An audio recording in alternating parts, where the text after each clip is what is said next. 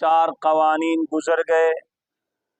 پہلا حکم اور قانون الزانیۃ والزانی فاجلدوا کل واحد منہما 100 جلدہ۔ پھر دوسرا حکم الزانی لا ينکح الا زانیۃ او مشرکہ۔ پھر اس کے بعد تیسرا حکم والذین یرمون المحصنات۔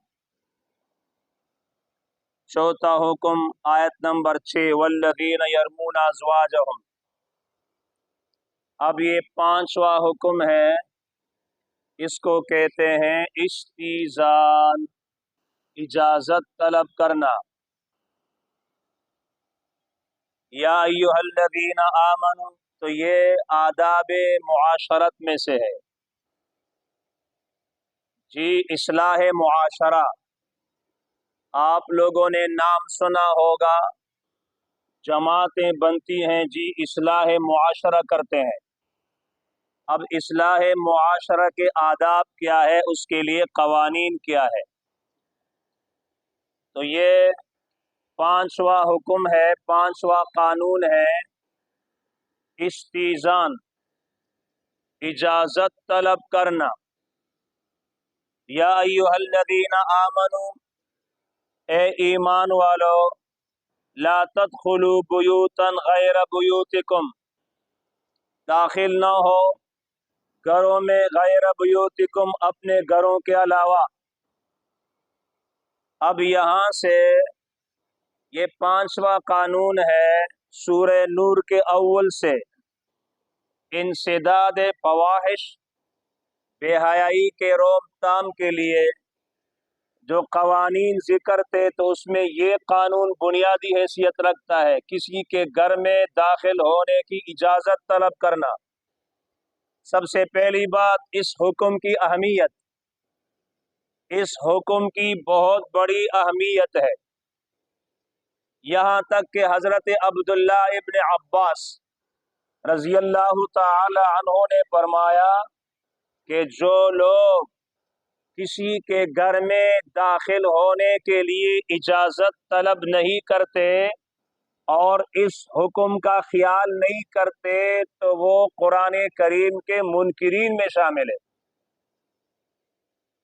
نماز ہم پڑھتے ہیں، نماز کا طریقہ ہمیں آتا ہے، لیکن یہ استئذان یہ بھی نبی علیہ الصلوۃ والسلام کا طریقہ ہے اور قرآن میں اللہ تعالیٰ کا حکم ہے، لیکن لکھ کے پڑھے لوگ بھی کسی کے گھر میں جانے کے لیے اجازت طلب نہیں کرتے۔ غیر اقوام وہ ان قوانین کو لے کر اپنے معاشرے میں عام کرنے کی کوشش کرتے ہیں، اور ہمارے معاشرے کی بگاڑ کی وجہ یہی ہے کہ ہم اس قسم کے قوانین کو پامال کرتے ہیں۔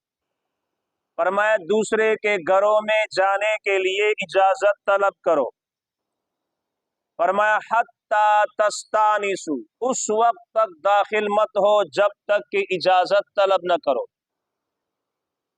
اجازت کے لیے حتی تستانسوا جو لفظ یہاں پر قرآن کریم میں ذکر ہے، اس کا معنی یہ ہے کہ اجازت سے ایک دوسرے کے اندر محبت پیدا ہو جاتی ہے، انس پیدا ہو جاتا ہے۔ وَتُسَلِّمُوا عَلَىٰ أَهْلِهَا، اب یہاں پر اہمیت تو آپ کے ذہن میں آ گئی کہ بھائی یہ اللہ کا حکم ہے، نبی پاک علیہ الصلوۃ والسلام کا طریقہ ہے۔ اس کے فوائد اور نتائج کیا ہے؟ نمبر 1، یہ جو گھر ہوتا ہے جس میں آدمی سکونت اختیار کرتا ہے، تو قرآن کریم میں بھی اللہ تعالیٰ نے اپنی نعمتوں میں سے ایک نعمت یہ شمار کیا ہے کہ میں نے تمہارے گھروں کو تمہارے سکون کے لیے پیدا کیا۔ اب کسی کا گھر ہو، اس کے اندر وہ آرام کے ساتھ زندگی گزارتا ہے، اور ایک آدمی بغیر اجازت کے اس کے گھر میں داخل ہوتا ہے تو اس کے سکون اور آرام میں خلل آ گیا۔ और किसी को नुकसान देना शरीयत में इसको हराम करार दिया है। वो अपने घर के अंदर है और तुम बगैर इजाजत के उसके अंदर, घर के अंदर दाखिल होते हो, कि उसके आराम में खलल है और जो राहत है उसमें खलल है, गोया कि उसको आपने तकलीफ दी। एक फायदा तो ये। दूसरी बात ये कि जो इजाजत तलब करने वाला है उसका अपना फायदा है, इसलिए कि जब ये किसी के घर में दाखिल होगा, दरवाजा खटखटाएगा, सलाम करेगा, जिसका जिक्र आगे आ रहा है, और फिर ये शाइस्ता तरीके से, अच्छे तरीके से उसके घर में दाखिल होगा, तो जो मुखातब है, अगला आदमी है, वो भी अच्छे तरीके से मिलेगा। लेकिन जब ये जबरदस्ती किसी के घर में दाखिल होगा तो अगले आदमी का मिलना भी खतरनाक होगा, जवाब भी मुनासिब नहीं होगा। तीसरी मसलहत यह है कि भाई कोई किसी के घर में दाखिल होता है बगैर इजाजत के, वहां पर उसकी बहन है, बेटी है, माँ है, तो उन पर इसकी नजर लग जाए, ये तो हराम है। तो गैर औरतों पर उसकी निगाह लग जाएगी तो ये भी नाजायज है, इसलिए इजाजत तलब करनी चाहिए।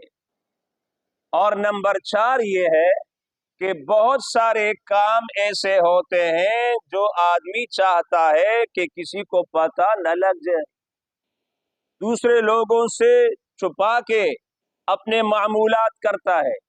एक आदमी अपने घर के अंदर है और तुम बगैर इजाजत के दाखिल हो गए, तो वो काम जिस पर वो दूसरों को आगाह करना मुनासिब नहीं समझता, तो आप भी इजाजत दाखिल होकर उस काम से आप आगाह हो जाएंगे, तो ये भी जायज नहीं।